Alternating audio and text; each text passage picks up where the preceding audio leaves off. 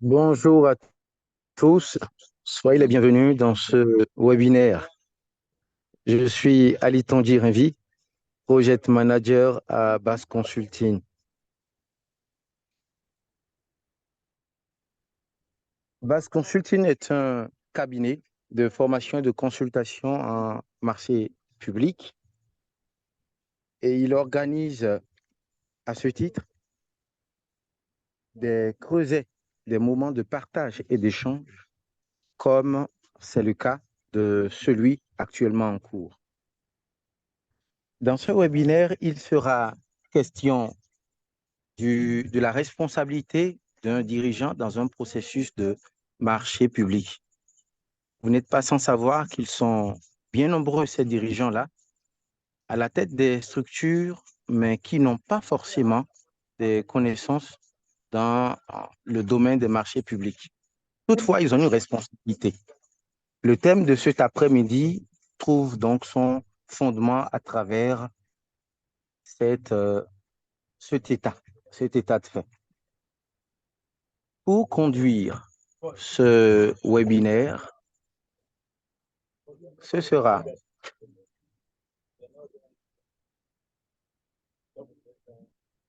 Monsieur Henry,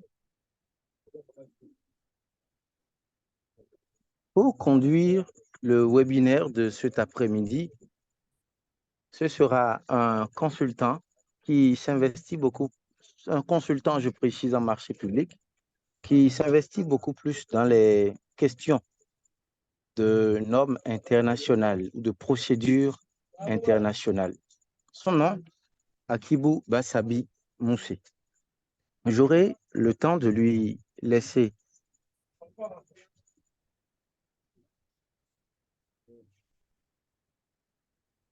merci beaucoup, Monsieur Henry.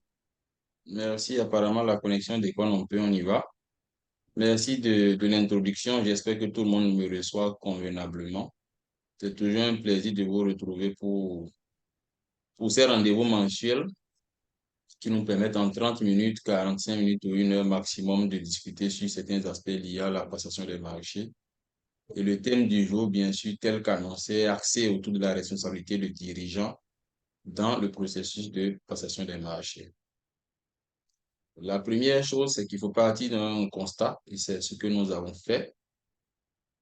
On a remarqué lors de nos programmes de formation, lors des discussions que nous avons avec les parties prenantes généralement, de tous les côtés, qu'il y a quand même un problème récurrent qui revient et qui est lié à la responsabilité d'un dirigeant dans le processus de passation des marchés. Et cela quand même a créé dans certains cas, que je vais probablement évoquer ici, des dégâts dans la chaîne de commande publique et même au-delà de la chaîne de commande publique parce que c'est allé jusqu'à déclencher parfois des plaintes, des exclusions et d'autres conséquences qui ne sont pas forcément souhaitables. La première chose qu'il faut noter ici, c'est que lorsqu'on parle d'un dirigeant, il est non seulement hors du processus de passation des marchés, mais il est lié au processus de passation des marchés. Donc, c'est le seul profil en réalité qui est dans le processus et qui n'est pas au même moment dans le processus. Donc, cette contradiction-là doit l'amener à comprendre la frontière, en réalité, à ne pas franchir. Et aujourd'hui, en termes de causes, il y a énormément de causes qui, quand même, nous amènent à croire que cette responsabilité-là reste méconnue et entraîne, comme je le dis souvent, des risques quand même de façon opérationnelle, par méconnaissance, et des risques d'intégrité aussi, parce que parfois on le fait exprès. La première chose qu'il faut noter ici, je l'ai mis sur des documents, c'est la méconnaissance des textes. C'est très important parce que vous allez avoir des idées quand même reçues et même entretenues qui amènent des gens à vous dire, lorsque vous êtes dirigeant d'une entreprise, d'une société d'État, une collectivité locale ou d'une administration publique, vous avez souvent, vous êtes souvent exposé du fait de certaines idées reçues qu'on peut traduire à travers cette phrase-là, toute simple. Quand est-ce que tu me donnerais un marché? C'est très compliqué parce que quand vous êtes dirigeant, vous faites face à l'assaut répété quand même de certaines personnes, que ce soit la famille, les amis et autres, qui ne connaissent pas en réalité, ou pour certains, qui ne veulent même pas connaître en réalité les textes qui régissent la commande publique dans nos pays. Donc cette méconnaissance-là peut amener des gens à penser que tout était faisable. Et le dirigeant aussi, si cette méconnaissance, cette ignorance est prolongée au dirigeant, il y a de fortes chances qu'il s'implique dans des pratiques interdites en marché public. Soit en mettant de la pression sur ces cadres en charge des passations des marchés publics, en pensant aussi parfois que tout est faisable. Ils pensent parfois que ce qu'ils demandent là est faisable. Parce que le dirigeant, généralement, ne connaît que ses ordres. Mais les conséquences de ces ordres, il les ignore généralement. Et c'est le spécialiste en passation des marchés publics et tous les autres acteurs de la chaîne commande publique qui vont prendre le coup. Et de l'autre côté, vous avez généralement aussi, il faut le dire, hein, la pression politique, hein, qui est l'implication même de la politique dans les marchés publics, qui est une des raisons. Lorsqu'on finit des élections, il faut forcément trouver des moyens en griffe de récompenser ceux avec qui on a travaillé, des entrepreneurs avec qui on aurait travaillé, qui nous ont aidés, comme on le dit de façon fastoche en langage politique, à financer notre campagne et autres. Et on est prêt pour ça à tordre les cours procédures et à endosser certaines responsabilités in fine pour pouvoir satisfaire ces exigences et même parfois des caprices politiques. Ça va même parfois au fait que vous allez constater que parfois ce sont des personnes affiliées à certains partis politiques qui sont beaucoup plus dans les systèmes de passation des marchés en tant qu'entrepreneur ou consultant. C'est difficile parce que la conséquence, même pour ces entrepreneurs-là qu'ils ignorent, c'est que quand vous politisez votre système de passation des marchés en termes d'offres, c'est que lorsque la demande disparaît, vous disparaissez également. Et c'est ce qui arrive, vous allez voir dans notre pays, il y a beaucoup d'entreprises qui disparaissent lorsqu'un régime politique change automatiquement. Elles disparaissent. Parce que ces entreprises-là n'ont pas le réflexe d'aller vers des marchés vraiment concurrentiels dans d'excellentes conditions. Elles sont plutôt habituées à des compromis, à des gré à gré même qui ne disent pas leur nom à la limite, à des compromissions pour lesquelles des gens sont prêts à tordre le processus pour pouvoir les aider. Donc là, c'est quelque chose vraiment qui est frappant et qu'on remarque. Et le dirigeant doit pouvoir se mettre au-dessus de cette mêlée-là.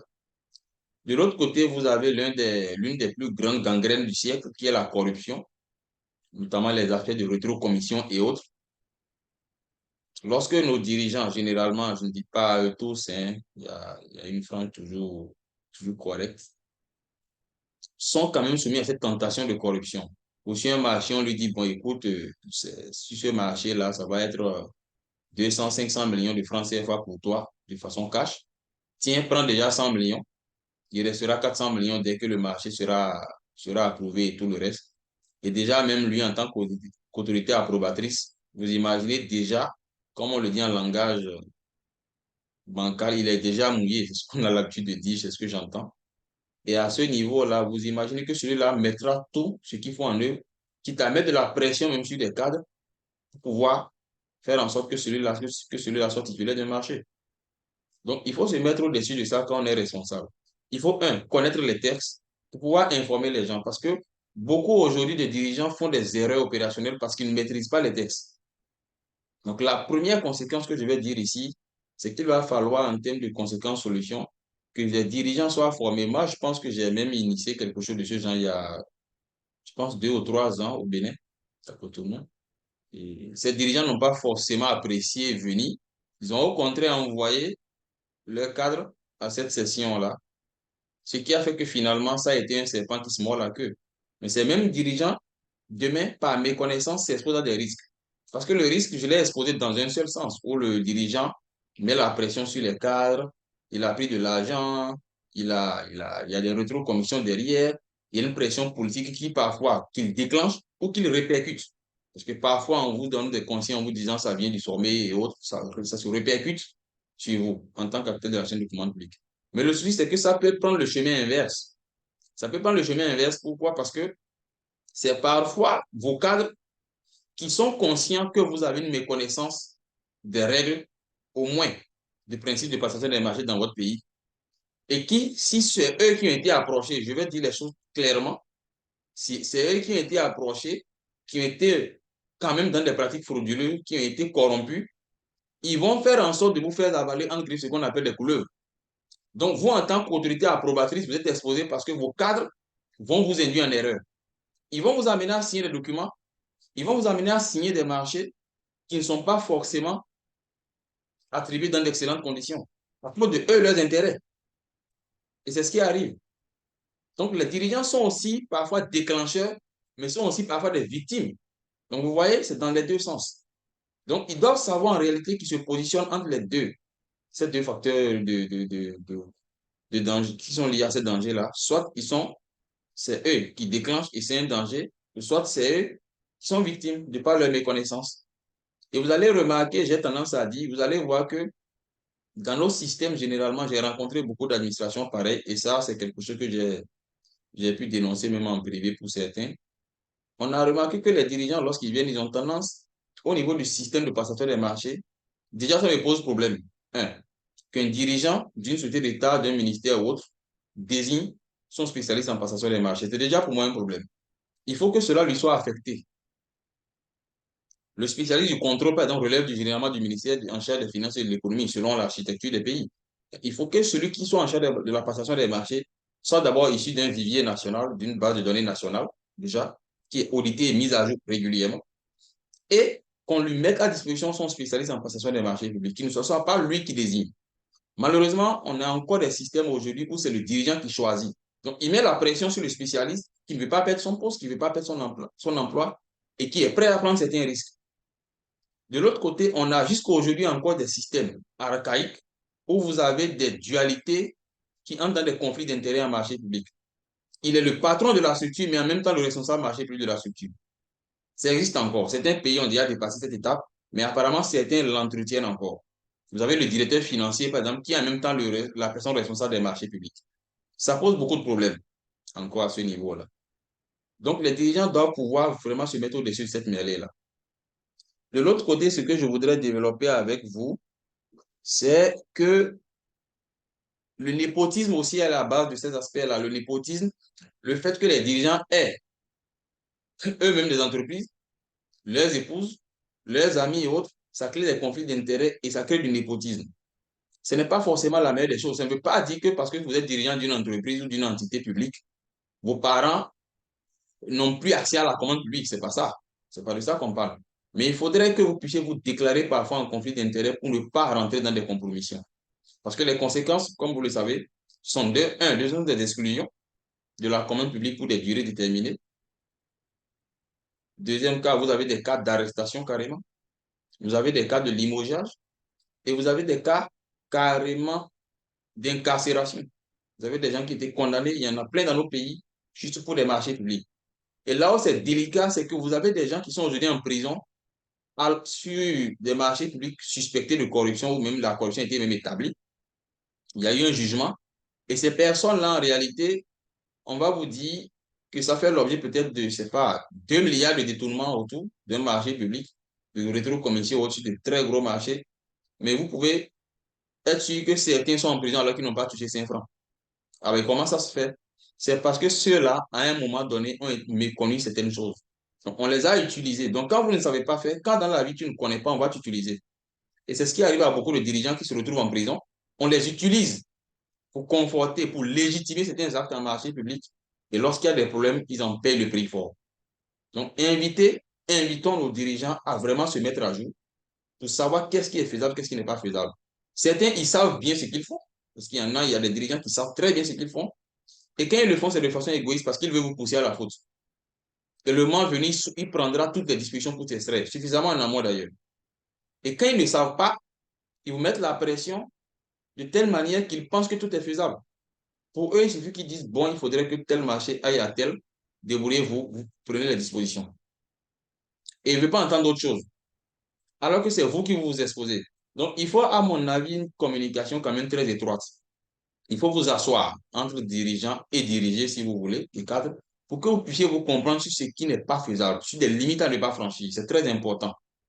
Autrement, ça va créer des blocages à l'interne. Vous allez voir parfois des marchés que le responsable refuse de signer, il n'est pas d'accord avec celui avec l'autorité, avec l'entreprise proposée adjudicataire provisoire. Donc, ça crée beaucoup de conflits entre les responsables marchés et autres. Donc, voilà autant de problèmes que nous rencontrons dans les marchés. Moi, je vais vous écouter également sur certains que vous rencontrez. Quelles sont les mesures que vous prenez? Quelles sont les solutions? Quelles sont vos expériences dans ce domaine également? Et de l'autre côté, vous avez des idées reçues dont j'ai déjà parlé, les pressions gouvernementales et autres.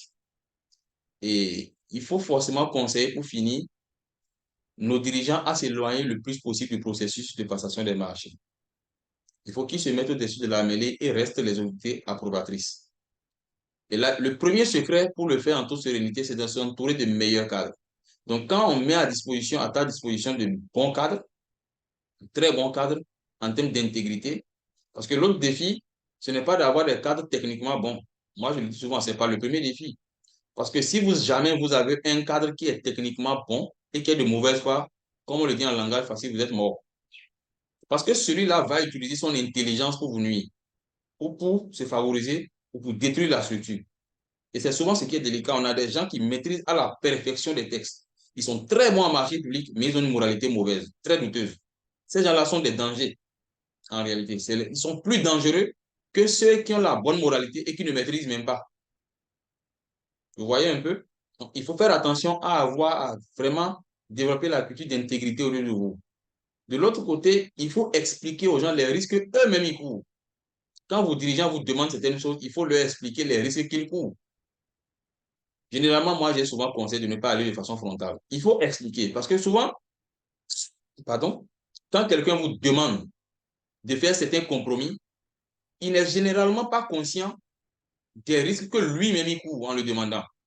Et parfois, quand il en est conscient, il me dit, c'est une balance. Hein. L'être humain, aujourd'hui, ne raisonne qu'en fonction de deux paramètres.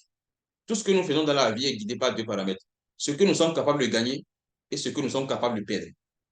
Donc, quand il voit que ce qu'il est capable de perdre pèse plus que ce qu'il est capable de gagner, la décision se prendra très vite. Mais s'il n'est pas informé, il va penser que ce qu'il est capable de gagner est au-delà de ce qu'il est capable de perdre. Donc, il va aussi continuer dans ce sens. Il faut pouvoir les amener à juger, vraiment juger dans cette balance-là. Ils ont beaucoup à perdre, sur tous les plans quasiment.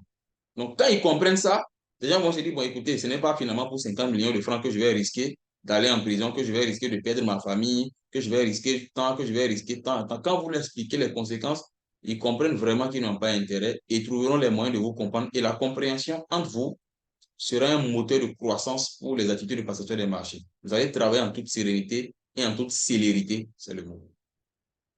Donc, voilà ce que je voudrais très rapidement partager avec vous. Pour ce webinaire, j'ai décidé de laisser un peu plus de temps aux questions. Donc, je vais, sous la supervision de M. Henry, vous écouter, recevoir vos questions et discuter. C'est une séance de causerie débat. Donc, on va vous écouter, on va prendre des questions, on va essayer de se comprendre. Merci beaucoup. Merci bien, consultant. Merci pour cet exposé. Il nous conduit dans les méandres de nos structures, surtout en matière de responsabilité des dirigeants dans le processus de passation des marchés publics. Chers participants, vous avez la possibilité d'écrire déjà dans le chat vos différentes questions formulées de telle sorte à ce qu'elles soient compréhensibles. C'est important. Autant elles sont assez fluides et digestes, autant les réponses le seront davantage. Je vais, en attendant, profiter et partager quelques informations utiles et utilitaires avec vous, notamment concernant le cabinet, son programme de formation et ses différentes dispositions pour l'agenda 2024.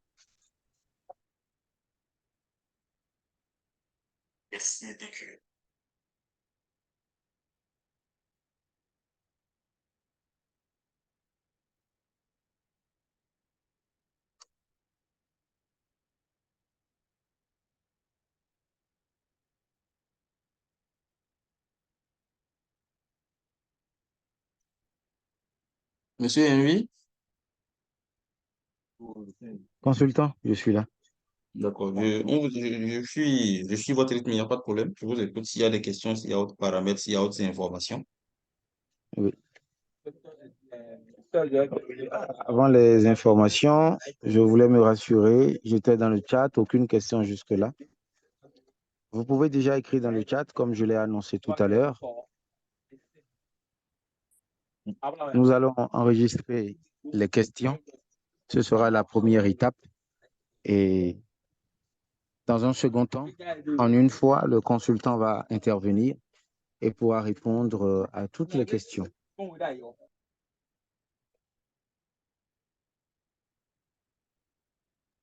Donc, il faut rappeler aussi que ceux qui veulent poser des questions de façon directe, il n'y a pas de problème. Ils n'ont qu'à juste lever la main pour que le micro soit déconnecté, pardon, connecté plutôt, pour qu'ils aient l'occasion de poser la question. C'est pour des questions d'environnement que les micros sont automatiquement coupés. Vous n'êtes pas en mesure de les réactiver. C'est nous qui pourrons les réactiver à distance, en fonction du fait que vous levez la main ou autre. Donc, vous levez la main, vous posez, on déclenche, vous posez votre question et puis vous la posez clairement et puis on vous répond. Merci.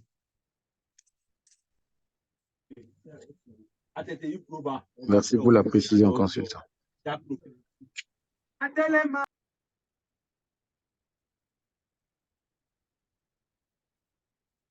Donc, je vous écoute. Est-ce qu'il y a des questions? Monsieur,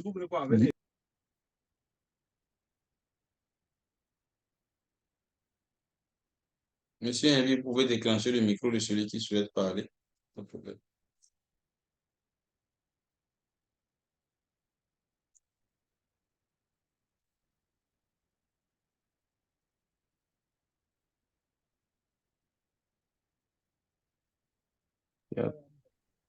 oui, monsieur Guado, ça y est, vous pouvez y aller.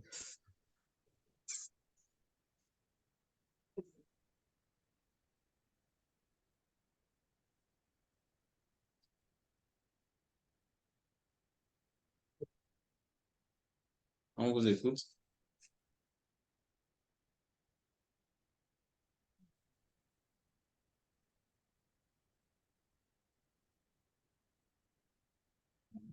Monsieur Henry, je n'entends personne. Monsieur Bedo est là.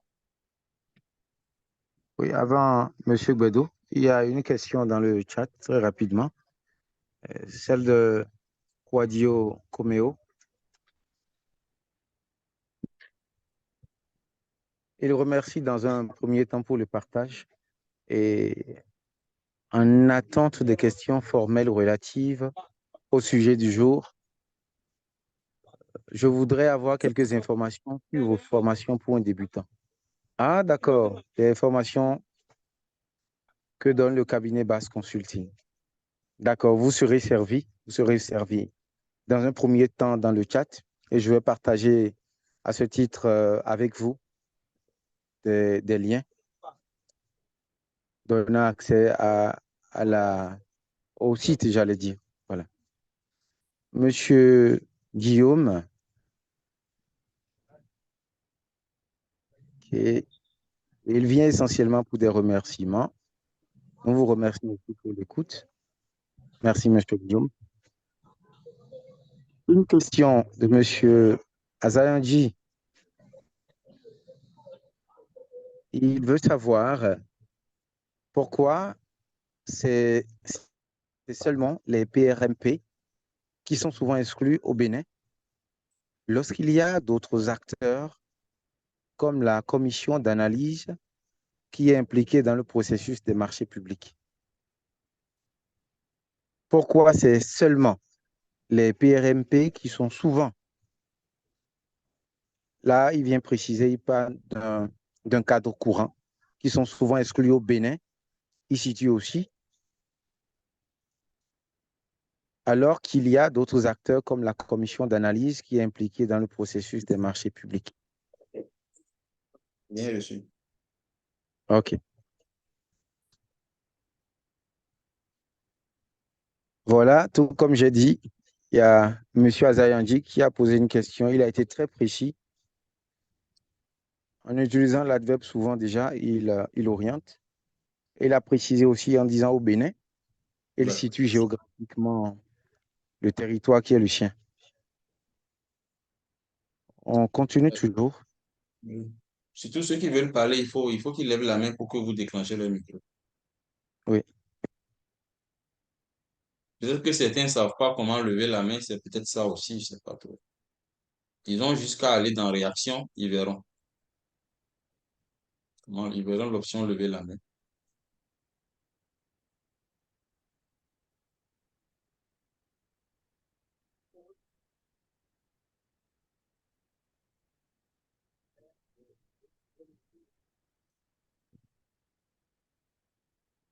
Monsieur Bedo qui avait levé la main, il est autorisé.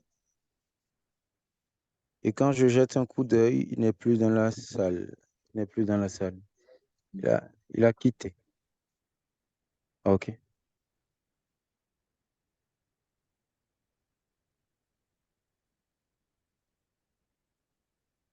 Je pense qu'il y a eu une autre réaction dans le chat. Oui. Celle de Monsieur Sonny Orouyerima. Sa question est de savoir s'il est possible de quitter le format de nomination des PRMP pour un recrutement direct dans l'anonymat, surtout au Bénin, justement pour permettre une indépendance à l'agent recruté pour dire le PRMP. OK, c'est quand même précis, c'est compris.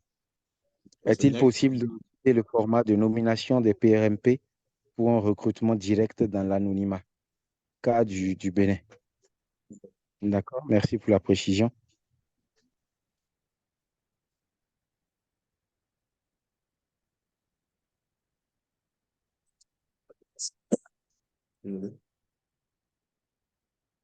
Aujourd'hui, personne ne veut parler, hein. Tous s'écrivent. Voilà. Monsieur Guillaume,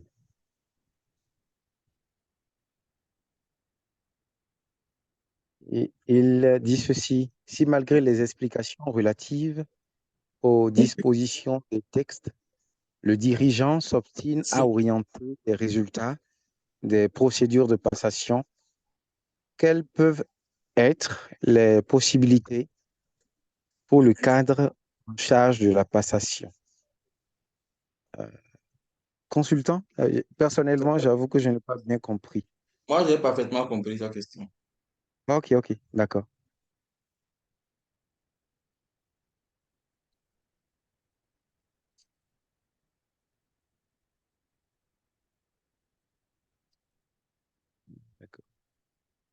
D'accord. Il n'y a plus d'autres questions.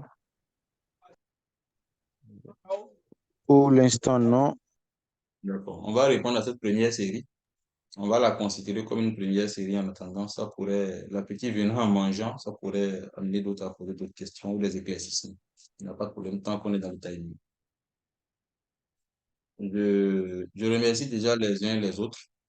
Ah bon, quelqu'un a levé la main, monsieur Assoba, on peut lui permettre de parler rapidement, s'il vous plaît, pour l'ajouter.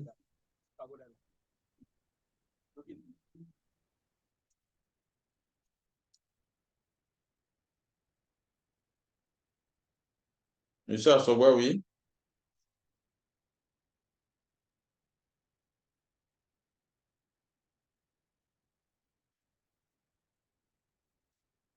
Vous me recevez? Oui, on vous reçoit, monsieur Assoba. Bonjour. Oui, bonjour, monsieur le consultant.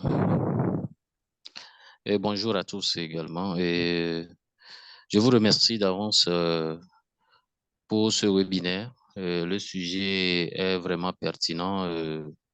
Vraiment, ceux qui travaillent dans le domaine dans le domaine des marchés publics peuvent en témoigner. Nous sommes tout le temps victimes de ces pratiques. Et donc, avant d'aller sur ma question, je voulais rebondir sur les réflexions de M. Sani Oru, Bonjour, Yerima. Oruyirema. Voilà. Je crois que c'est une très bonne analyse si vraiment, j'ai pensé aussi la même chose, hein, si on peut quitter vraiment le format de nomination, pas seulement les PRMP, pour aller vers un format de recrutement, ce serait très bien. Vous savez comment nos administrations sont organisées aujourd'hui. Et donc, quand vous êtes nommé dans la commission, bien vous êtes nommé en tant que PRMP ou bien nommé dans la commission de passation des marchés, l'autorité considère que c'est un privilège en fait pour vous. Et donc, vous avez l'obligation de soumission et du respect. Donc, il y a déjà cette intention. Même vous-même, vous vous dites, ah ok, bon, il y en a plein, mais si on m'a choisi, donc ça veut dire que je suis privilégié. Et donc, j'ai l'obligation de soumission. On a déjà d'abord cette intention. Malgré qu'on connaisse bien, on maîtrise bien les tests. Bon, maîtriser bien, c'est trop dit, mais on maîtrise quand même quelques aspects des tests. Il faut le dire que il arrive des fois où les PRMP vous amènent des listes pour vous dire que voilà, ce marché doit être attribué à tel, et que c'est un exemple, hein. Je parle d'une manière Oui, oui, générale. allez-y. C'est pas forcément Voilà, factuel. C'est un voilà, exemple comme ça, pris au hasard. voilà, voilà. Donc, on vous amène une liste et puis on vous dit, bon, voilà, c'est le ministre ou bien c'est le chef du département qui ordonne à ce que ces marchés-là soient attribués à tel, à tel, à tel, à tel. Vous êtes dans une commission et c'est comme une instruction. On ne demande même pas votre avis. Vous comprenez? Vous n'avez même pas un mot à dire là-dessus. Et donc, si vous vous révoltez, si quelqu'un parmi vous manifeste peut-être son désarroi ou bien est contre cette décision, vous allez voir qu'il est victime de harcèlement. Parfois, d'abord, il n'est plus dans la commission et après, on lui retire pratiquement toutes ses fonctions, on l'amène quelque part très loin où l'accès même est très compliqué. Et bon, voilà. Donc, dans ces situations, par exemple, que faire? Que faire? D'accord. Parce que c'est difficile, parfois c'est difficile de dire non. Hein, je parle du contexte, c'est très compliqué de dire non. Et donc, dans cette situation, que faire? Bon, voilà, j'ai été un peu long, mais j'espère que vous avez quand même compris la logique de ma question. C'est très bien compris et je vous remercie parce que c'est une des questions au fait que j'attendais. Si elle n'était pas posée, j'aurais été obligé moi-même de la poser, de répondre, mais c'est très intéressant que cela vienne d'un participant, c'est ce que j'ai d'ailleurs souhaité. C'est-à-dire, on va parler Ok, solution, merci. mais très rapidement, en quelques minutes, on peut parler solution. Ok. Il y a d'autres questions dans le chat, monsieur Envy, apparemment, hein. Oui, il y en a, consultant. Il y a combien de questions Bon, encore? la proposition qui est celle de fermer d'abord cette première vague de questions, j'y adhère. Donc, on va D'accord. répondre, on reviendra. Il peut continuer par écrire parce que je peux comprendre qu'écrire, saisir, ça prend un peu plus de temps pour que ça puisse s'afficher. C'est cela. Déjà, merci à tout le monde, monsieur Bello, qui a commencé. Monsieur Quadio, monsieur Guillaume, je pense que c'est son prénom, désolé. Monsieur Azan Yandi, monsieur Oli Yerima, et pour finir par monsieur Assoba. Il y a des questions qui sont rejointes. Monsieur Quadio, je pense qu'il a demandé des formations pour débutants en marché public. Bon, ce sont des thèmes spécifiques hein, qu'il faut dérouler. Parce que la difficulté que nous rencontrons souvent lors de nos formations au début, aujourd'hui, on n'a plus trop ce problème. C'est quand vous avez un public hybride, vous avez dans la même salle, que ce soit une salle virtuelle ou en présentiel, une partie qui a un niveau quand même un niveau quand même moyen ou avancé en marché public. Et vous avez dans la même salle, vous avez des gens qui sont carrément débutants, qui sont venus pour apprendre. Donc, ça nous a posé énormément de problèmes durant des années. Parce que quand vous avez les mêmes programmes de ce genre, c'est compliqué. Ceux qui sont débutants, quand vous allez trop vite, ils ne comprennent plus rien. Mais ceux qui sont experts, eux, ils comprennent bien, ils se retrouvent très bien. Et ils sont d'ailleurs contents. Mais quand vous commencez par aller dans des détails, dans des niveaux de détails, dans ce qu'on appelle communément le BABA, les experts s'ennuient. Ils se disent, bon, il est en train de dire des choses du BABA que nous on connaît depuis des années. Il faut qu'il nous apprenne de nouvelles choses. Mais ceux qui sont débutants, ils sont contents, eux, d'apprendre. Donc, quand vous avez ce type de public cible hybride dans la même salle, c'est très compliqué. Pendant longtemps, ça nous a posé des problèmes parce que c'est le même programme que tu dois animer pour eux deux. Donc, aujourd'hui, on a commencé même à demander à ce que pour certains thèmes, que ce soit des niveaux, un minimum de niveaux requis. Maintenant, les thèmes pour les débutants, on ne les a pas encore spécifiés, mais c'est une belle ouverture que vous faites parce que la requête devient de plus en plus insistante. Il y a beaucoup qui nous disent, nous, on vient de finir un master en marché public ou on est en train même de faire un master, est-ce qu'il n'y a pas des programmes adaptés pour nous pour qu'on ne perde pas du temps? Quand ils disent ne pas perdre du temps, ils estiment que lorsqu'ils finissent souvent des formations diplômantes, je dis bien ils estiment que lorsqu'ils finissent des formations diplômantes, ils ne sont pas suffisamment prêts pour le monde de l'emploi. Je ne sais pas comment ça arrive. Et ils se disent qu'il faut des formations techniques complémentaires pour pouvoir faire face. Donc, ils se disent, en étant déjà au niveau déjà dans nos formations universitaires, si on peut déjà bénéficier des formations pour débutants, ça nous permet, dès qu'on sort, d'allier formation académique et formation technique au même moment. Et dès qu'on sort, on est opérationnel. Donc, on est en train de réfléchir à cela. Et je vais vous inviter juste à rester scotché au site web de Base Consulting. Il suffit d'aller sur Google, vous tapez Base Consulting, vous verrez notre site web. Ou vous tapez le www.baseentreprise au pluriel.com, vous verrez le site web. Il était d'ailleurs relooké. Vous allez voir, on l'a orienté encore plus client. Vous allez voir la rubrique prochain programme. Vous allez avoir tous nos prochains programmes jusqu'en décembre 2024. Actuellement, c'est chargé. Tout ce qu'on fera jusqu'en décembre 2024 est chargé. Vous allez voir les thèmes, vous allez voir les conditions, vous allez voir tous les détails, les lieux, les détails, vous allez tout voir. Et à vous de vous positionner, de vous inscrire si un thème vous plaît. Voilà. Maintenant, il faudrait aussi que ce soit des thèmes qui sont pour les débutants.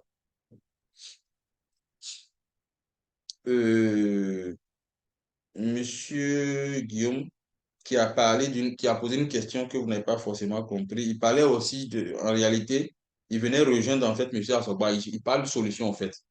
Donc les critères orienter aussi les propositions d'attribution provisoire et autres. Il demandait en fait la solution. Que faire par rapport à cela? Donc je vais répondre à cette question-là qui revient au niveau de 3 personnes. Mais avant ça, M. Azan Yandi m'a beaucoup fait rire.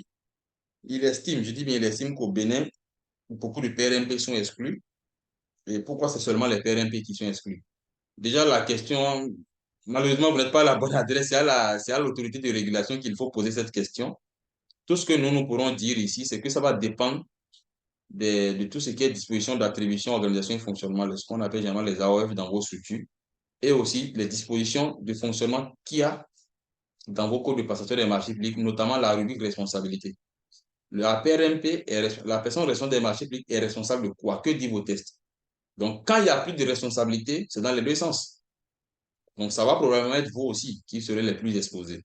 Donc, je ne peux pas vous dire ici pourquoi ce sont les PRMP systématiquement qui se font taper dessus, qui se font exclure, mais ça va forcément être en cohérence avec les dispositions. Par contre, je peux me prononcer sur le fait que je ne suis pas, par exemple, d'accord avec une disposition qui fait que lorsqu'on exclut, que ce soit une PRMP, que ce soit même une entreprise, parce que les entreprises se font exclure aussi de la commande publique, ou même des personnes physiques, un dirigeant d'une entreprise ou un dirigeant d'une structure, notamment, se fait exclure, c'est qu'il n'y a pas un programme, il n'y a pas un programme d'intégrité qu'on met en place, comme cela se fait au niveau international. On laisse souvent ces gens exclus dans la nature, et on dit, bon, tu es exclu pour 5 ans. Et 5 ans après, bon, de façon tacite, il est réintégré. Ça ne veut rien dire pour moi. Il va revenir avec les mêmes erreurs. Mais pendant 5 ans, qu'est-ce que vous faites de celui-là? Qu'est-ce que vous faites de celui-là? Est-ce que vous le formez? Parce qu'il faut aller chercher la cause. Vous savez, dans la vie, on dit souvent le pourquoi est toujours plus important que le comment. Pourquoi il en est arrivé là? Est-ce que c'est parce que, il connaissait les tests, mais il a décidé délibérément de les violer? Est-ce que c'est une omission? Parce qu'il y a des gens qui sont fait sanctionner pour des omissions. Hein. J'ai vu au niveau des arrêtés du Bénin, par exemple. Est-ce que c'est des gens qui, c'est pas méconnaissance qui sont fait sanctionner? Est-ce que c'est pas un manque de compétences? Il faut chercher les raisons. Et quand vous cherchez les raisons, vous pouvez mettre un programme pour aider ces personnes-là pour que dans 5 ans, parce que si vous les sanctionnez pour 5 ans, c'est que vous estimez que 6 ans après, ces gens-là sont autorisés à revenir travailler avec vous. Donc, si vous les autorisez à revenir travailler avec vous, vous avez intérêt à travailler ensemble pendant les 5 ans pour qu'ils reviennent dans d'excellentes conditions. Donc, les laisser comme ça dans la nature, pour moi, c'est contre-productif. Les gens vont revenir avec les mêmes erreurs, avec les mêmes bêtises. Parfois même sous une autre forme, mais avec des intentions nettement plus dangereuses. Donc, il faut vraiment, à mon avis, que nos autorités de régulation travaillent sur ces programmes d'intégrité là aussi. De l'autre côté, vous avez ceux qui sont au niveau du contrôle, ceux qui sont au niveau des autorités approbatrices et autres. Donc, il faut voir, c'est sûr qu'au niveau de vos structures de fonctionnement, la PRMP a énormément de responsabilités. Je pense que c'est le cas dans certains pays. C'est pourquoi il y a des gens, les a nommés PRNP, ils ont dit qu'ils ne prendront pas. Parce que je peux vous assurer, M. Azan Yandi, oui, vous qui êtes au Bénin, pour le cas spécifique de votre pays, si vous regardez bien dans les textes, ce que risque une PRMP, par exemple, je suis sûr que vous n'allez pas prendre le poste là.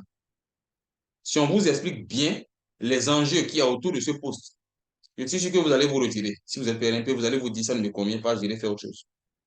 Et c'est ce qui fait que depuis quelque temps, j'entends même des gens me dire, surtout des Béninois, je suis en train de vouloir me retirer des marchés publics. Vraiment, parce que dans les marchés publics, il y a une évidence. Tu as un pied en prison, tu as un pied à la maison. Hein. Quand tu sors le matin pour aller au boulot, prévois le fait que tu peux ne pas rentrer ou que tu peux passer la soirée en cellule. C'est une évidence. Il faut partir. Donc, ça dépend des niveaux de responsabilité qu'ils ont attribués. Maintenant, quand vous mettez trop de charges sur quelqu'un, c'est que c'est lui qui prend les coups. C'est peut-être ce qui est en train d'arriver au Bénin. Je ne sais pas si c'est la réalité des choses, mais il faudrait peut-être que les dispositions nous éclairent là-dessus. C'est peut-être pour ça. Je ne suis pas là pour juger les décisions de la RMP. Ils prennent les décisions en toute discrétion. Et vous allez remarquer que pour tous les arrêts, c'est les PRMP qui sont interpellés parce que c'est eux qui sont acteurs de la passation. C'est eux qui sont responsables de la passation. Et les problèmes qui sont rencontrés sont des problèmes liés à la passation des marchés. Maintenant, pourquoi on ne sanctionne pas les autorités approbatrices et autres? Bon, c'est encore d'autres débats. La question de nomination des PRMP, je pense que je l'ai même abordé pendant la présentation et je disais que certains pays ont fait des avancées. Dans certains pays, je le disais encore ce matin, on a donné la corde à certains, on a donné le mouton à certains, on a gardé la corde. Vous avez des pays comme le Cameroun aujourd'hui qui ont là-bas un ministère en charge des marchés publics. Le Cameroun, par exemple, a un ministère des marchés publics qui est délégué, je pense, auprès du président de la République. C'est un ministère qui a des cadres. J'ai eu la chance de travailler avec l'un d'entre eux d'ailleurs en formation. Et quand vous regardez le fonctionnement, de façon institutionnelle, c'est bien défini. Mais dans la pratique, c'est compliqué. C'est compliqué. C'est pourquoi je disais, on leur a donné le mouton, mais ils ont gardé la corde à un moment donné. Donc, il faudrait rendre la corde à ces acteurs-là pour qu'ils soient le plus autonomes possible.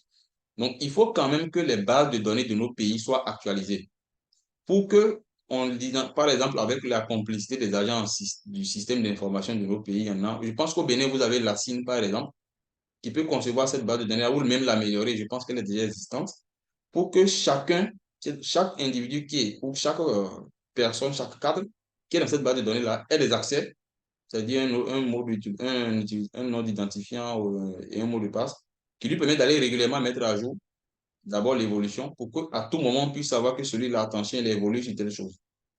Et voilà maintenant ce que nous avons appris. Selon un format bien défini, bien sûr. On peut adopter des formats, il faut juste les concevoir. Les Nations Unies, par exemple, pour le CV, le P11 et les formats Europass. Donc, on peut définir un format qui est mis à jour régulièrement et qui va faciliter les comparaisons des différents profils. De l'autre côté, il faut systématiquement sortir ceux qui ont été déjà connus, ceux qui sont déjà reconnus quand même comme complices ou acteurs de pratiques interdites en marché public qui ont commis des sanctions ou autres. Il faut les sortir d'abord de ce système pour la durée d'exclusion bien définie. De l'autre côté, à mon avis, il faut que ce soit uniquement, je ne dis pas pour le cas du Bénin, je pense que c'est ce que vous faites déjà, c'est bien, que ce soit uniquement dans cette base de données-là que les gens soient sélectionnés, que ce soit pour responsable marché public, assistant responsable et tout le reste, l'écosystème de la compte, que ce soit uniquement dans cette base. Donc, on ne peut pas te désigner pour une responsabilité publique dans les marchés publics si tu n'es pas dans cette base. Première chose. Deuxième chose, c'est qui te désigne. Le qui maintenant posera problème parce que si c'est même encore l'autorité approbatrice qui va aller choisir dans cette base-là et nommer quelqu'un, c'est encore un problème. On revient à la case de départ, c'est un serpent qui se mord la queue. Donc, il va falloir qu'il y ait une entité autonome qui n'est pas sous tutelle de tout ce qui est étatique, que ce ne soit même pas la présidence, que ça ne soit même pas, la RMP, ce n'est même pas son rôle. Parce que si jamais la RMP s'implique dans ça, elle devient jugée partie, ce n'est plus possible. Donc, parce qu'elle ne peut pas envoyer quelqu'un dans une structure après venir la sanctionner, s'inscrire en faux, ce n'est pas possible. Que ce soit la RMP, c'est battu en brèche. Donc, il va falloir une entité purement indépendante qu'il faut concevoir, lui donner vraiment les outils qu'il faut pour qu'elle puisse désigner et mettre à disposition des cadres marché public au niveau de toutes les autorités contractantes. Il y en a énormément dans les pays. Je pense qu'au Bénin, vous avez dit près de 450 autorités contractantes, hein, je crois. Donc déjà, à ce niveau-là, c'est énorme. Donc, on peut avoir 450 responsables marché public qu'on met à disposition et c'est pour un délai maximal peut-être de 3 ans. Parce qu'il ne faut pas laisser les gens rester longtemps quelque part. Ils vont s'habituer et il y a des pratiques qui vont s'installer. Chaque 3 ans, on leur change de structure. Donc, si on met des systèmes Je ne suis pas en train de dire que c'est la solution. Mais sur le coup, ça peut être un début. Et avec les imperfections qu'on pourrait rencontrer, on va les améliorer. Mais de toute façon, il faut de la bonne foi pour y arriver. Les questions de, de solutions maintenant.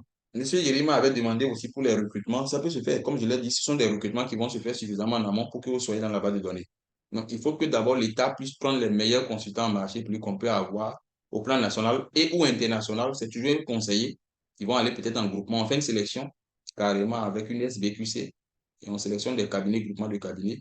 Pour conduire ce processus-là, c'est toujours important quand on n'a pas que des nationaux. Parce que quand vous avez des gens qui ne sont pas du pays, ça crée vraiment un sentiment, ça crée quand même un désintéressement par rapport à certaines choses. Parce que sinon, vous allez rencontrer quand même votre cousin qui vient à l'interview ou autre. Donc, il faut que ces gens-là, on prévoit aussi dans cette disposition-là des déclarations de conflit d'intérêt. Vous devez vous déclarer si, parmi ceux que vous allez interviewer, par exemple, pour qu'ils soient admis dans la base de données, vous vous rendez compte que celui-là, vous le connaissez. Moi, ça m'est arrivé des gens que j'ai déjà formés. Je ne pourrais pas, par exemple, vous imaginez que je me retrouve en face de 5 candidats et il y a 2 que j'ai déjà formés. Vous imaginez le dilemme dans lequel je suis. Certains profiteront de ça très rapidement pour les faire passer, mais tu te déclares en conflit d'intérêt à cause de la situation parce que ton jugement risque de ne pas être partial, donc tu te déclares en conflit d'intérêt et tu laisses faire. Et quand tu le fais automatiquement, il y a des discussions où quelqu'un d'autre va prendre le relais en toute impartialité et faire le travail. Donc, quand tout ça est fait de bonne foi, ça devrait bien se passer. Ça devrait bien se passer. Donc, déjà, dans nos pays, on n'a pas énormément de personnes qui s'intéressent à la commande publique. Beaucoup en ont peur. Beaucoup en ont peur avec les différentes sanctions. Donc, le peu qu'on a, si on ne les entretient pas bien, ça va poser de problèmes, à mon avis. Des questions liées aux solutions, par exemple. Vous savez, c'est une réalité. On reçoit des pressions, on a des menaces. Il y a toute forme, hein. Il y a des tentatives de corruption. Bon, toi, viens prendre ça là, c'est peut-être parce que tu n'as pas eu ta part, que tu es en train de broncher. Et il y a énormément de méthodes qui sont utilisées quand même pour faire fléchir et amener quand même les cadres à être dans l'erreur. La première chose que moi, je recommande toujours sur le quoi faire, c'est de développer vos compétences.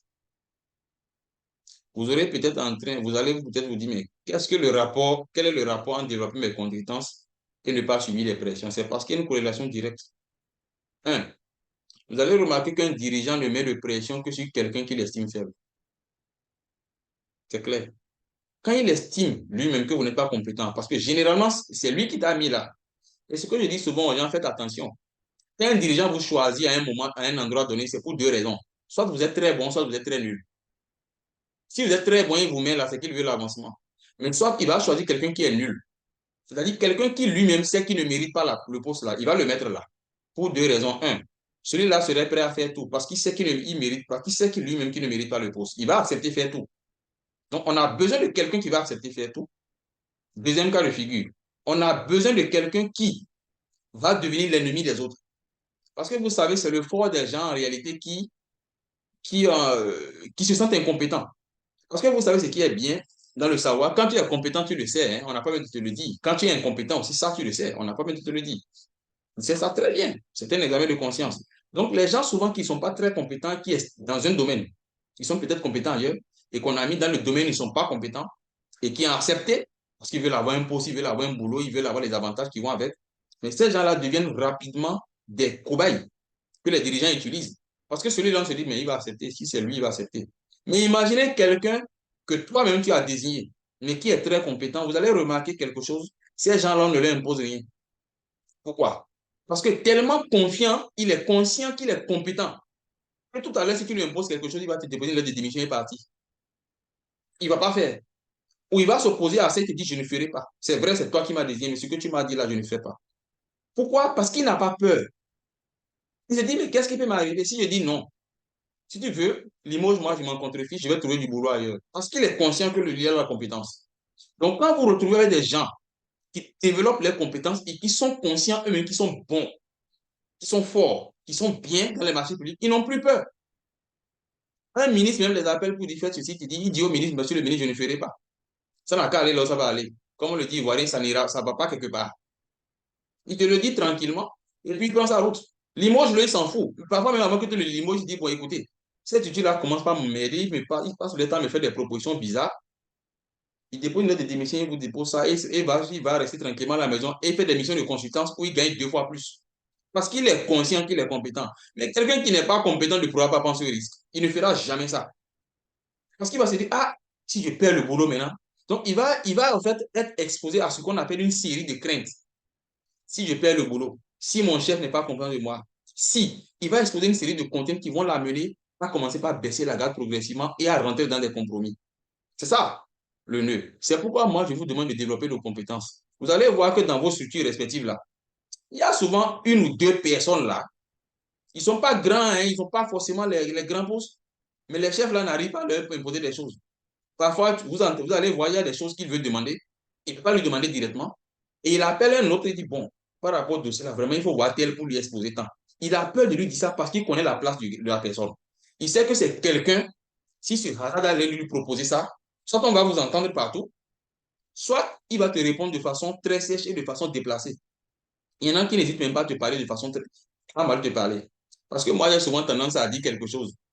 C'est très rare d'être très bon et humble. C'est des choses qui ne vont pas souvent ensemble. Des gens, vous allez remarquer que les gens les plus techniquement bons sont souvent arrogants. Allez remarquer, ils sont souvent arrogants.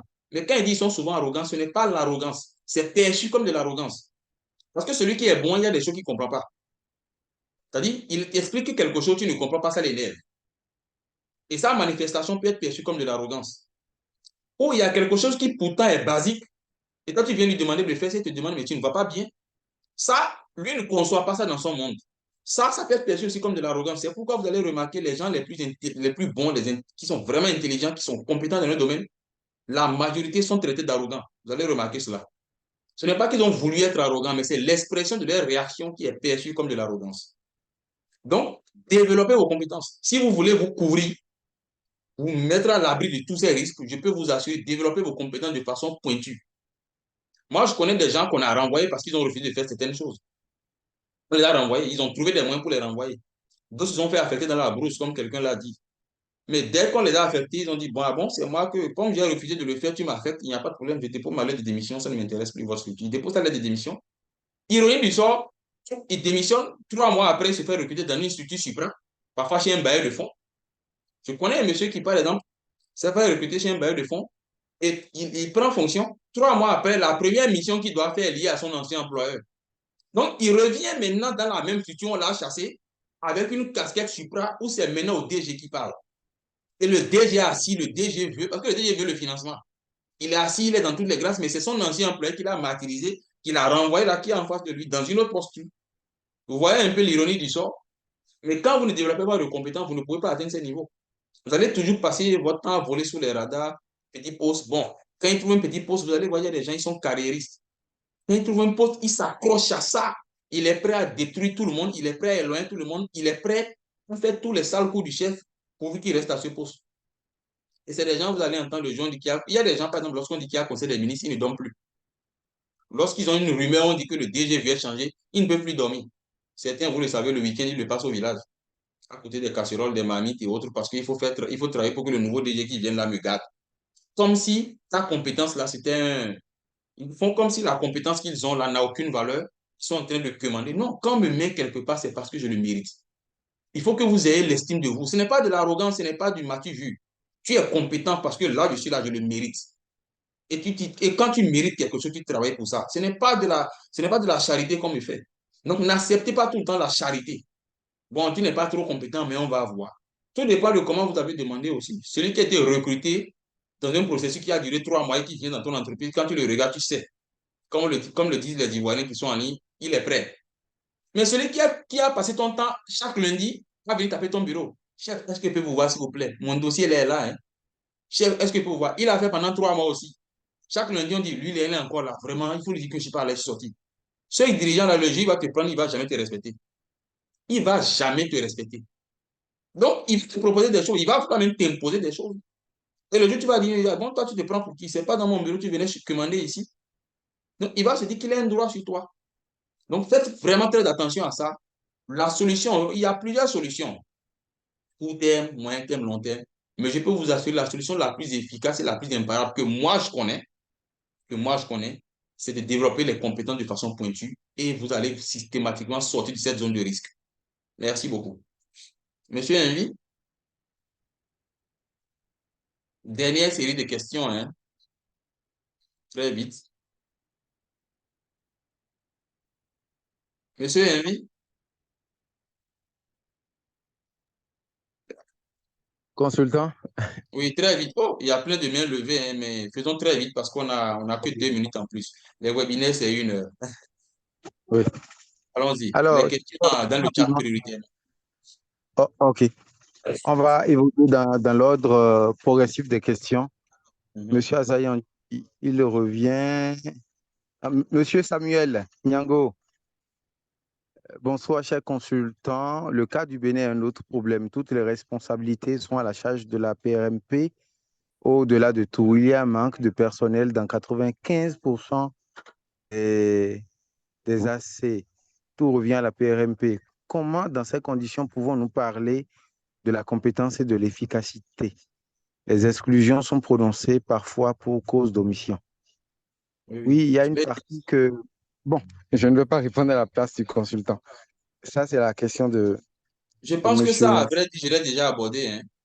Oui, vous l'avez déjà abordé. Je crois que je l'ai déjà abordé. J'ai parlé justement de ce problème-là en disant qu'on exclut beaucoup. Il faut des programmes d'intégrité et autres. Sinon, le peu qu'on a là, je suis conscient, il y a parfois du manque de personnel parce que vous avez des structures qui ont pas de gros budget, mais beaucoup de marchés aussi. Et quand vous avez des marchés aussi financiers sur le registre extérieur, c'est très compliqué et tout ça. Vous héritez de plusieurs marchés, c'est pas facile. Donc, j'en suis conscient et ce qui dit est une réalité au Bénin que je connais aussi. Oui, Allons, merci, monsieur Hugo. Il continue en disant c'est le stress total que vivent les PRMP au Bénin. Ma question est de savoir si vous avez des astuces pour une PRMP qui manque de personnel et subit la pression des dirigeants. ça fait 2 problèmes, hein. Oui, Suivi la pression des dirigeants, j'en ai déjà parlé ici. oui, Qui manque de personnel, ça, je ne pourrais pas le régler, c'est pas moi qui règle ça. Ça, c'est avec vos structures de mise à disposition qu'il faut voir. Il faut voir cela. Parce que bon, c'est pas tout de la mauvaise foi, c'est parce qu'il n'y a pas de candidats. Vous avez parfois des endroits, vous avez vu le recrutement qui a été fait au Bénin récemment pour les communes. Vous avez vu des endroits où on envoie des gens, ils ont dit qu'il ne faut pas. Ils sont retirés. On a été obligé, la mort dans l'âme, d'envoyer quelqu'un ailleurs. Donc, ça n'a pas été facile. Il y a des gens actuellement qui sont à des postes de données, mais qui n'auraient pas souhaité être là. Mais comme on le dit, comme il n'y a pas de boulot, il prend. En attendant de se chercher, comme on le dit. Il dit, bon, je vais le prendre 1 an, 2 en attendant que je me cherche. Vous voyez, donc c'est la difficulté qu'on a. Il y a cette rareté-là qui fait que il faut qu'on fasse très attention. Mais Dieu merci, aujourd'hui, il y a beaucoup plus de personnes qui entrent dans les marchés publics qui n'en sortent. Beaucoup sont de sortir des marchés publics. Ils ne veulent plus avoir. Parce qu'ils disent, je ne veux pas passer ma vie dans un stress. Parce que je le reconnais, c'est un boulot très stressant. La moindre erreur te coûte cher.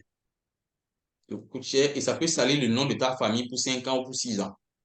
Dès qu'on te prend, on dit, c'est pas lui qu'on a exclu là récemment, c'est pas eux qui ont fait du faux. Parce que les gens voient toujours l'exclusion. Quand tu exclus, ils pensent que c'est parce que tu as fait du faux. Alors que c'est parfois, vous avez vu des décisions, il a dit, c'est l'omission, c'est quelque chose forcément. Parfois même, c'est la mauvaise interprétation des textes. Que les textes eux-mêmes ont laissé en l'état. C'est ça le problème. J'ai connu des cas où il y a eu des vides juridiques, des endroits, des vides juridiques où des dispositions qui ne sont pas claires dans les textes, qui ne sont pas forcément claires. Et quand la PRMP ne comprend pas, parfois, au lieu d'écrire à l'autorité de régulation qui répond, et comme il est dans un processus où il doit aller vite, il a le timing aussi à respecter, ses objectifs à respecter, on lui met une pression, il y a des livrables qui doivent sortir. Il essaie d'aller dans la meilleure des options possibles et après, ça lui coûte cher. Vous voyez? Donc, il y a ça aussi qui est parfois à la base de ça, j'en suis conscient. Merci. Autre question?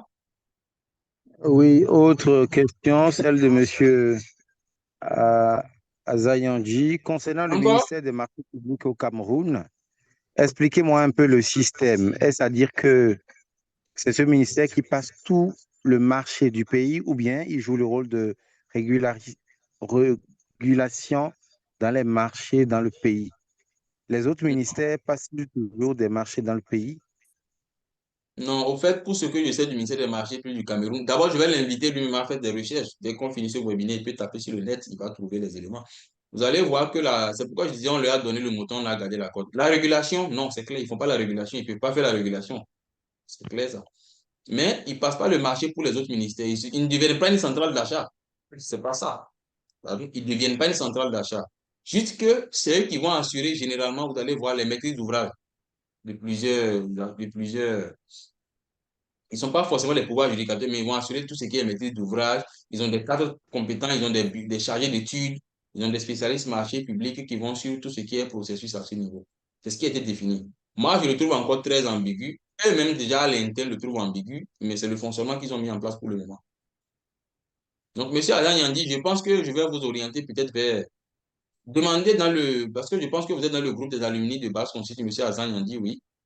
Essayez de demander dans le groupe, celui qui est au ministère des marchés publics du Cameroun, il va réagir, il va vous expliquer clairement comment eux fonctionnent là-bas. Ça ne sera pas trop différent de ce que je vous ai expliqué, mais il va donner plus de précision que moi. Merci. Autre question? Oui, on va essayer de faire le point. Déjà, Monsieur Tamboué, il dit Ah qu'il ben, peut. Tamboué est là. Il est là. Ah ben, Il voilà, demande il est au ministère des marchés le publics. ministère des marchés publics au Cameroun. Ah, voilà qui répond à la proposition du consultant tout à l'heure, qui est de prendre en compte, d'échanger avec un ressortissant du Cameroun de l'autre côté. Tamboué, il est du Cameroun, il est bien placé même pour nous répondre. Lui, il est dedans, il est dans les marchés publics au Cameroun. Monsieur Envy, quelle est sa réaction, monsieur Tamboué? Monsieur Tamboué, vous pouvez, j'ouvre votre micro, vous pouvez, il Ah, demande il voulait se s'il peut. prononcer, c'est ça? Bien sûr. D'accord, qu'il se prononce rapidement, ce serait un plaisir. Ça va lui permettre de répondre à Azan Yandi. Allons-y très Oui, vite, s'il vous plaît. c'est bon pour son micro.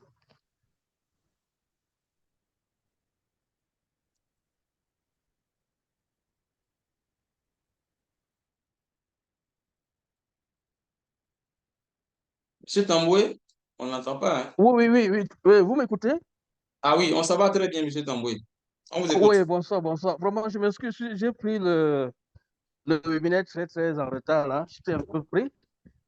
Oui, effectivement, ce que je peux dire, en réalité, moi, je suis chargé d'études justement au ministère des Marchés publics. Ce que je peux dire très rapidement, comme il se fait un peu tard là, c'est que le ministère des Marchés publics, aujourd'hui, depuis le nouveau code de 2018, s'occupe uniquement de deux choses. C'est l'autorité des marchés publics. Donc, le ministre des marchés publics et l'autorité des marchés publics. Et comme vous l'avez dit tout à l'heure, l'ARMP est justement différent parce que c'est une agence de régulation qui s'occupe juste de réguler, effectivement, comme son nom l'indique, et qui possède justement le site sur lequel on publie tous les avis et autres.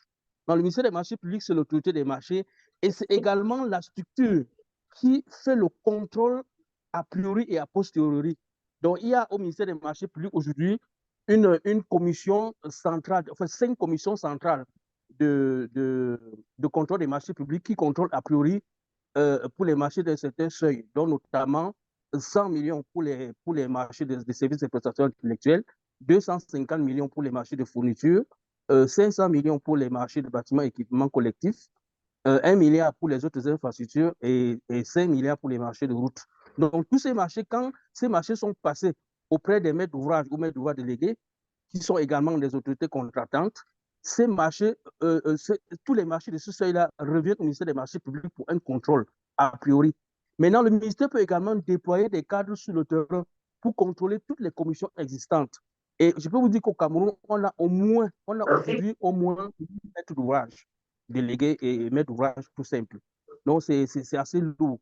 Et c'est le ministère des marchés publics qui nomme tous les présidents des commissions de passation de marché, qui nomme également des représentants dans toutes les commissions de passation des marchés, y compris la commission centrale de contrôle. Donc, c'est à peu près, grosso modo, hein, je prends comme ça. Sinon, comme vous l'avez dit, celui qui était préoccupé par cela, on peut causer en immos, comme on dit, et je peux lui apporter tous les éléments. Parce que je dois vous avouer que le système qu'on a est un peu compliqué, parce qu'on a deux types, on a jusqu'à trois types de structures au niveau des marchés publics au Cameroun, Oui. dont notamment les structures qui relèvent du Code des marchés publics, qui ont leur manière de passer les marchés. On a des entreprises publiques qui sont gérés par le système OHADA, qui ont également leur manuel de procédure. Et on a également les PPP qui relèvent du Premier ministère. Donc, vous voyez, c'est un peu compliqué notre système. Mais je crois que grosso modo, c'est quand même assez bien organisé aussi. Mais jusqu'alors, ce n'est pas facile. Donc, en IMOX, on causera un peu mieux. Je ne sais pas si peut-être quelqu'un a une autre préoccupation, parce que je vais vite parce que je sais qu'on n'a pas assez de temps. Je pense que c'est bon et vous avez été dire. suffisamment clair. Merci de la contribution. Merci beaucoup, M. Tamboué. OK, merci beaucoup. Merci beaucoup. Oui. Monsieur Envy? Oui, monsieur le consultant. Merci, bon, monsieur Tambou, pour l'apport. Oui, c'est bon. Merci également à monsieur Nyango Samuel, monsieur Bello, monsieur Saint-Willy, madame Daglé. Nous avons reçu vos messages. Consultant, des messages de félicitations. C'est reçu. D'accord. D'accord. Oui. Merci beaucoup. Monsieur, je vois ici Adei, c'était Adei qui lève la main et Asoba qui veut revenir. Mais Adei sera prioritaire d'abord parce que Asoba avait déjà parlé. D'accord. On peut finir par les deux. Très bien, c'est compris. Adei, alors, allez-y. Vous avez le micro ouvert.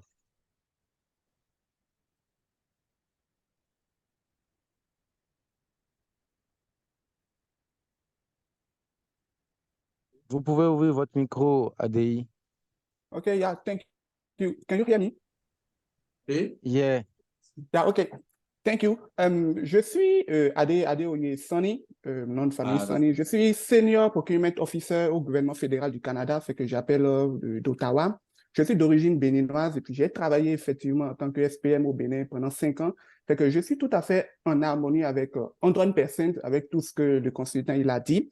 Je sais qu'on n'a pas beaucoup de temps. J'avais juste quelques questions. Est-ce que vous ne pensez pas qu'il y a un problème de leadership organisationnel réellement? Parce que pour moi qui travaille actuellement au gouvernement fédéral du Canada, je vois qu'il y a une différence déjà au niveau provincial. J'avais travaillé à 2 ans au gouvernement provincial du Québec en passation des marchés, gestion contractuelle. Actuellement, je suis au niveau fédéral. Puis on se rend compte qu'il y a une réelle différence déjà même au niveau provincial et au niveau fédéral. Mais lorsque je fais un étalonnage entre la pratique de la passation des marchés au système nord-américain et celui que j'avais connu au Bénin, je me rends compte que le problème fondamental par rapport à la responsabilisation des dirigeants, c'est vraiment au niveau du leadership organisationnel en lui-même. Mais l'un des éléments sur lesquels je voudrais que vous vous prononciez, c'est l'aspect rôle technologique. Parce qu'ici, il y a beaucoup de technologies qui sont utilisées qui empêchent justement le dirigeant de mettre des gags, enfin, nous mettons des gags, je dirais, pour empêcher le dirigeant de faire un certain élément de pouvoir au niveau de ses agents opérationnels. Alors, au niveau de la technologie, comment est-ce que nous pouvons utiliser cela au Bénin?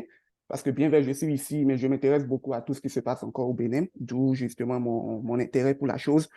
Donc voilà, au niveau pragmatique même, en quoi est-ce que la technologie pourrait réellement aider le bras stratégique et le bras opérationnel en marché public? Merci.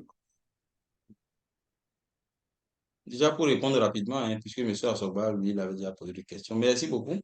Et je pense que vous êtes allé dans le sens, et c'est ce que vous avez dit, il y a beaucoup de problèmes de gouvernance, mais plus précisément des questions aussi organisationnelles. Et c'est même ce qu'on a passé notre temps à soulever ici. Le système, au fait, on a créé, quand vous regardez dans nos pays, je ne veux pas dire le Bénin, non. On a créé sous nos cieux encore des hommes qui sont plus puissants que des systèmes. C'est d'abord ça le premier nœud. Mais le souci et le défi de cette approche, c'est que pour qu'on ait des systèmes puissants, il faut que ce soit des hommes qui décident de se sacrifier pour qu'on ait des systèmes puissants. On n'a aucun pays au monde, que ce soit en marché public ou dans d'autres styles de gouvernance, dans d'autres domaines d'activité, n'ont pu avoir des systèmes puissants tant qu'il n'y aurait pas eu des gens qui sont sacrifiés. Il faut parfois accepter de sacrifier le pouvoir. Et c'est pourquoi il a parlé, je pense, des questions de leadership. C'est ce qu'il a voulu dire par là. Des gens qui disent, j'ai trop de pouvoir, attention, ce n'est pas normal que j'ai ce pouvoir. Parce que le jour, si on me laisse ce pouvoir, le jour où je ne suis plus là, celui qui vient va utiliser le même pouvoir et peut faire quelque chose de désagréable avec. Donc, retirez-moi en même temps ce pouvoir, ce n'est pas moi qui dois l'avoir. Il faut qu'on ait une génération qui décide de sacrifier cela. Un. De deux, il faut qu'on décide nous-mêmes d'avoir, in fine, des systèmes qui deviennent plus puissants que des hommes. Et c'est ça le fort au niveau de vos pays, du Canada surtout, et des États-Unis. C'est très prépondérant au niveau des États-Unis et du Canada. Vous allez remarquer, États-Unis, Canada, aujourd'hui, c'est une zone aujourd'hui qui a une référence dans cette matière, où les systèmes sont très puissants. Vous avez dans ces pays des systèmes qui sont plus puissants que le président de la République. Vous avez des systèmes qui sont plus puissants que même au Canada, vous parlez du gouverneur général, par exemple. Donc, attention, ils ont eu le temps de créer des systèmes plus puissants que les hommes. Si bien que lorsque les hommes viennent, quel que soit leur degré de puissance, ils rentrent en fait dans des moules. Dans des moules. Donc, tu ne peux pas venir faire ce que tu peux, ce que tu veux. Tu tentes de faire ce que tu veux, le système te broie, ou il t'exclut, il te jette comme un déchet. C'est comme ça dans leur système. Et c'est ce qu'ils ont réussi à faire. Et ce n'est pas quelque chose qui n'est pas à notre portée. Il faut qu'on cesse de croire que oui, c'est dans les pays occidentaux, c'est comme ça. Non, c'est comme si parfois on se dit dans nos pays, nous, on a le droit à la pagaille. C'est ça qui m'énerve, au fait, moi particulièrement. On a l'impression de dire non, ça, c'est chez les occidentaux, mais il y a des choses, quand c'est bon, c'est bon. Ce qui est bon, c'est un principe universel, ce n'est pas adapté à une zone donnée. Quand c'est bon, c'est bon. Mais pourquoi eux, ils ont pu le faire? Ils ont parfois connu même plus de problèmes que nous dans les secteurs donnés. Nous, on a la chance, les marchés publics sont tombés sur nous parce qu'au moment, c'était quasiment prêt, comme on le dit. Nous, on est arrivé au moment où la sauce était prête. Mais n'oubliez pas que ces pays-là, ils se sont brûlés les doigts en mettant le bois au feu. C'est des pays qui ont connu beaucoup de problèmes de par le passé. Allez regarder l'historique. Ils ont connu beaucoup de problèmes par le passé, mais ils ont réussi à transcender ça, à créer des systèmes forts. Donc, il faut que déjà, nous puissions régler ce problème. Autrement, on va créer des questions de leadership. C'est moi qui dois faire tant. Non. Regardez aujourd'hui encore, vous imaginez dans notre pays, en 2023, dans la chaîne de passation des marchés, puis qu'on se discute encore sur les attributions. L'autre dit non, non, ça, c'est pas notre rôle, c'est ton rôle. L'autre dit non, non, ça, c'est pas moi, c'est le directeur quand tu fais. C'est tellement, c'est incroyable qu'on soit encore à ce niveau-là, où les gens sont à des postes et ne savent pas encore ce qui est de leur responsabilité à 100% et ce qui n'est pas de leur responsabilité. Vous vous retrouvez les gens à être dans des doublons. C'est-à-dire, on fait le même travail deux fois. On perd du temps, aucune dynamique d'efficience. Ou il y a un travail, personne ne fait parce que chacun pense que c'est l'autre qui doit faire. Ça, c'est un. Les moyens technologiques dont vous avez parlé, c'est intéressant parce que je pense que vous allez voir dans le programme 2024. Je ne vais pas aller trop vite parce que ce que vous avez dit là est un des thèmes que nous avons prévu en 2024, justement. Et c'est ce qui m'intéresse dans ce que vous avez dit. Il y a un thème parce que nos webinaires maintenant en présentiel, on les a transformés en workshop. Je pense que c'est à Cotonou, au Golden Tulip de Diplomate, je crois, la prochaine. Regardez dans le site web, prochain programme, pour vous inscrire. On a prévu un thème et des groupes, c'est-à-dire des sous-thèmes. Les moyens de détection de la fraude et de la corruption en marché public. Et il y a un groupe qui va travailler sur les moyens technologiques. Et c'est ça, les moyens technologiques. Et vous allez voir aujourd'hui, je pense qu'il y a 6 mois, la Banque mondiale a travaillé sur cet aspect-là. Ils ont des rapports sur l'utilisation des moyens technologiques pour détecter la fraude et la corruption.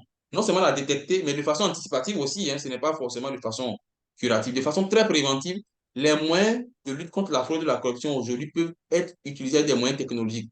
Mais le défi que nos pays ont pour s'allier sur ces aspects-là, je ne dis pas qu'il faut copier, non, il faut contextualiser. Je suis dans cette dynamique-là. C'est que nous avons un double défi déjà que d'autres pays n'ont pas.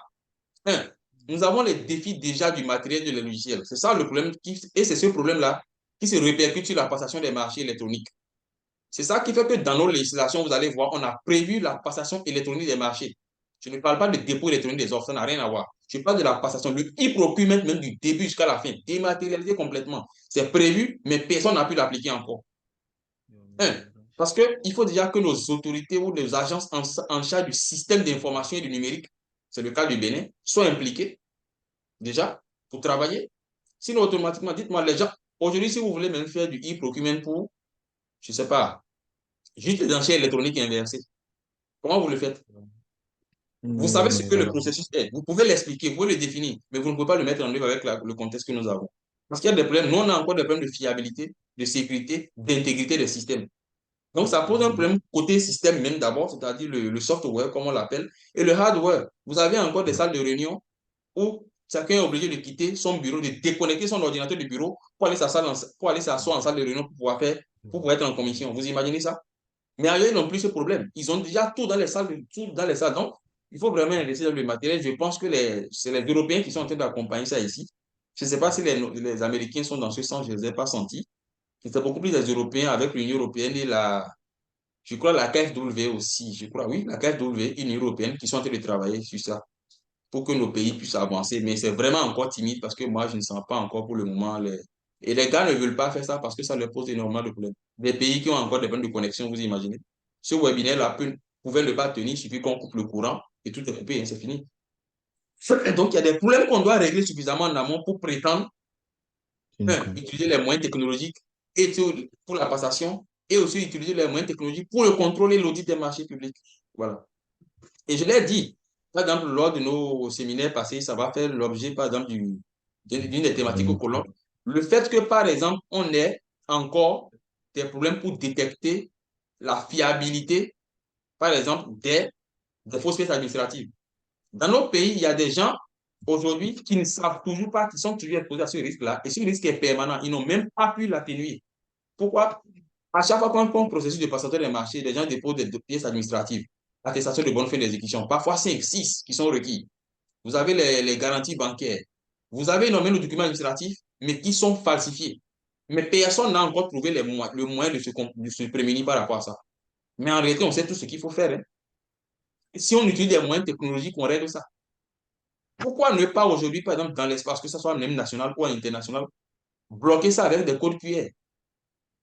Et ça, les systèmes d'information interviennent, c'est un moyen technologique. On ne peut pas imaginer que vous ayez 10 offres. Et sur les 10 offres, vous avez par offre, je prends le total de 10 documents administratifs à vérifier. Ça fait combien? Ça fait 100 documents administratifs avec des sources différentes. Telle banque, telle structure, les structures sont complètement différentes. Vous imaginez quel temps vous allez prendre pour aller vérifier ça, tout ça. Et qu'est-ce qu'on fait aujourd'hui? On fait du traditionnel. On leur envoie un mail. S'ils ne répondent pas, parfois ils répondent même après qu'on ait fini l'évaluation. On dit, bon, celui-là n'a pas répondu. On appelle, ils disent, bon, nous, c'est pas nous. Hein. Bon, le marché, là, la structure ne connaît pas. Je vais demander à mon chef, parce que moi, je n'étais pas en poste en ce moment. Ce qui pose encore un problème de PCA, de plan de continuité des activités, même au niveau de nos propres structures. C'est-à-dire, quelqu'un vient, il n'a même pas l'historique. Il aurait d'appeler l'autre pour dire, bon, ce qui s'est passé avant toi, là, vous voyez, déjà les problèmes les plus basiques que nous avons, qu'on n'est même pas capable de régler en 2023.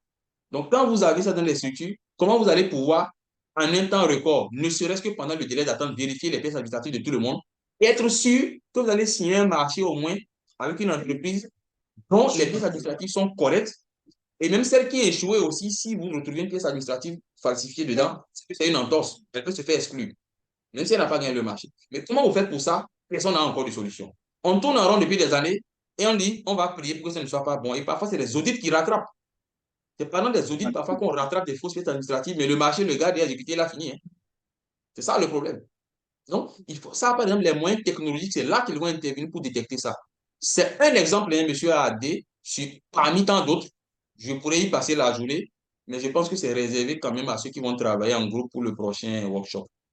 Je voudrais vraiment très rapidement, monsieur AD, en une minute, vous écouter, ça m'intéresse, s'il vous plaît. Monsieur Adé, si vous pouvez rapidement réagir par rapport à ce que j'ai dit. Je ne sais pas si j'ai été cohérent par rapport à votre... Yeah, of course. Oui, tout à fait. J'ai été satisfait par rapport à tout ce que vous avez dit là. Je suis en attente justement par rapport aux résolutions que vous allez prendre par rapport au workshop là. Parce qu'effectivement, ici, la technologie elle est vraiment prépondérante et surtout fédérale encore plus, je dirais. Et oui, vous l'avez dit, mais ce n'est pas vraiment le gouverneur, c'est juste pour votre information, c'est le premier ministre en fait, ici au Canada, mais en réalité, ce n'est pas lui qui gère l'ensemble. Il y a vraiment des structures, c'est pour ça que j'étais vraiment tout à fait en harmonie avec ce que vous aviez dit. Non, le premier ministre, c'est au niveau high, non? Oui, le premier ministre est au niveau high, mais encore plus high. Vous avez des gouverneurs généraux par rapport au niveau des États, non, au niveau de chaque province, il y a le lieutenant-gouverneur. Maintenant, au niveau fédéral, il y a encore le gouverneur général qui représente le roi d'Angleterre, je dirais, puisque nous sommes le domaine du Canada. C'est vous qui avez parlé d'État fédéral. Oui, non, en fait, tout à fait, non, c'est bien correct. En fait, c'est juste pour l'harmonie, enfin, l'architecture, quoi. Mais en réalité, il y a réellement ce qu'on appelle SPAC, Service Public Approvisionnement Canada, qui gère tous les PG, c'est-à-dire les Senior Procurement Officers, et qui les implante maintenant dans tous les départements ministériels. Donc, j'étais vraiment en harmonie avec ce que vous avez dit par rapport à ça. Mais l'aspect technologique, effectivement, on reviendra là-dessus. Et je pense que oui, c'est le fait de lance par rapport à tout ce que je vois vraiment se passer au Bénin et le leadership organisationnel également. Merci infiniment. Merci beaucoup à vous. Monsieur Assoba, pour finir très rapidement. Après, monsieur Assoba, on va fermer le webinaire parce qu'on a carrément 22 minutes d'écart. Ce n'est pas courant pour nos webinaires, mais le sujet apparemment passionne beaucoup et c'est intéressant. Monsieur Assoba, aussi, n'a pas de réaction. Est-ce que ça m'est désormais baissé? Oui, allô? Oui, allez-y, monsieur Assoba. Monsieur le consultant, merci beaucoup pour les échanges vraiment très fructueux. Donc, je vais être très bref. Non, c'est pour revenir sur un sujet sur lequel on a déjà débattu.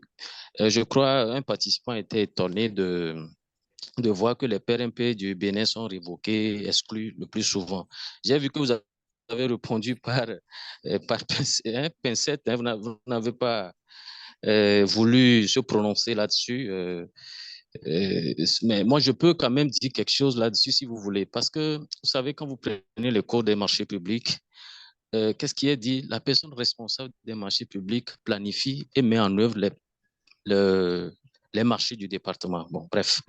Et donc, les commissions, surtout la commission de passation des marchés, a cette charge d'accompagner la personne responsable des marchés publics dans ce travail, ou bien dans sa mission. Dès lors, la personne responsable des marchés publics est le seul responsable. En réalité, c'est le premier responsable des marchés dans le département. Et donc, quand vous regardez un peu la manière dont les personnes responsables, les PRMP sont nommés, soit c'est par affinité ou soit c'est pour des raisons politiques. Bon, donc ce n'est pas sur la base des compétences. Donc, sur cette base, vous comprenez que... Vous avez un accent, je vous connais béninois, mais votre accent est togolais apparemment. Vous êtes au Togo ou au Bénin? Non, je suis togolais. Ah d'accord. Vous avez un bel exemple même dans votre pays. Hein. Oui. Donc, c'est pour dire à mon collègue que ce n'est pas seulement au Bénin, au Togo aussi, c'est pareil.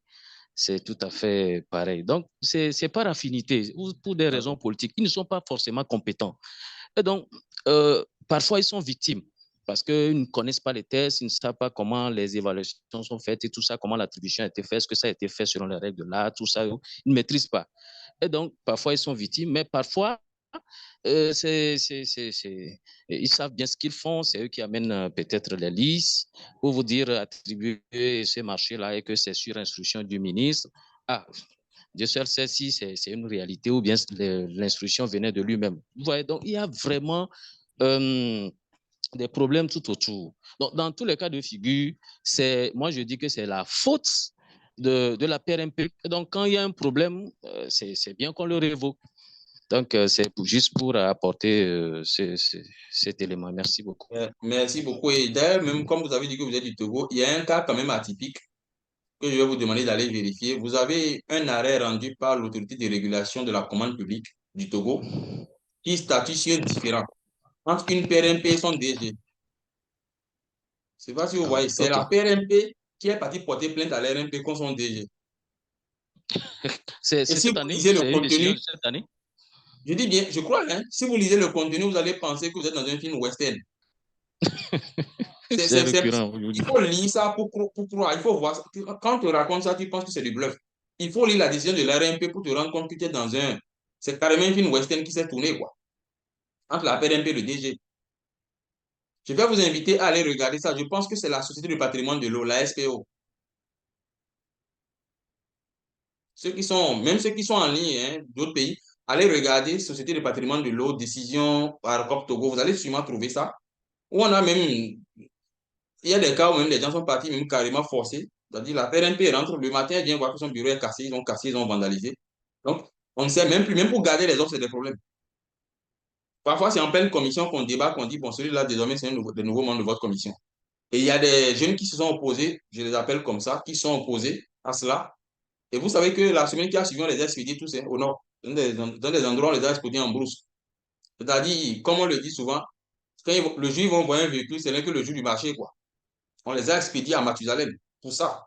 Mais la PNP est restée en place parce qu'elle avait plus ou moins un parapluie qui fait que c'est compliqué. Mais tous ces cadres qui sont autour là, qui sont opposés, mais on les a tous mutés. Tous. Et aujourd'hui, c'est un bras de fer qui est toujours là actuellement. C'est compliqué. Voilà. Et nous, ce sont des questions pour lesquelles on a proposé des solutions à ces structures-là, mais ils ne veulent pas faire. Ils ne veulent pas faire. Voilà. On n'a pas de force pour contenir quelqu'un. Donc, les cas sont encore plus graves. Allez regarder la décision de l'autorité de régulation de la commande publique du Togo sur un différend qui oppose la personne responsable des marchés publics et le directeur général de la Société de patrimoine de l'eau. Vous allez voir que c'est vraiment un film qu'ils ont tourné, carrément. Mais le problème, c'est qu'à la fin de la décision de la ROCOP, vous n'avez pas arrêté une solution. C'est ce que j'ai remarqué dans cette décision. Ils n'ont pas donné de solution, en réalité. Ils ont condamné, ils ont dit tel ne devrait pas. Ils ont cité les secteurs, mais ils n'ont pas donné de solution. Pas du tout. Voilà. Merci beaucoup pour vos échanges très, très, très enrichissants. J'ai beaucoup apprécié. On a passé un bon moment avec vous. Beaucoup plus que prévu. C'est pas grave. Monsieur Envy. Consultant, merci beaucoup. Exceptionnel webinaire. Beaucoup de points ont été abordés. C'est clair qu'en 1 heure, on ne peut pas aborder tous ces points-là. Je remercie tous ceux-là qui sont intervenus dans le forum, ceux-là qui ont fait des compléments, ceux-là qui ont posé des questions assez pertinentes. Merci aussi de la patience pour ceux-là qui sont intervenus et dont les questions n'ont malheureusement pas été prises en compte. Nous sommes déjà à 1h30. Merci d'avoir accepté les difficultés de connexion à mon niveau depuis le début qui tout de suite ont été compensées par les interventions du consultant. Merci également, là, c'est une invite de prendre l'adresse vous conduisant vers le site de Bass Consulting, www.bassconsulting.com et puis vous aurez nos programmes de formation de l'agenda 2024. Merci à tous et très bonne soirée chez vous. Merci beaucoup. Merci beaucoup.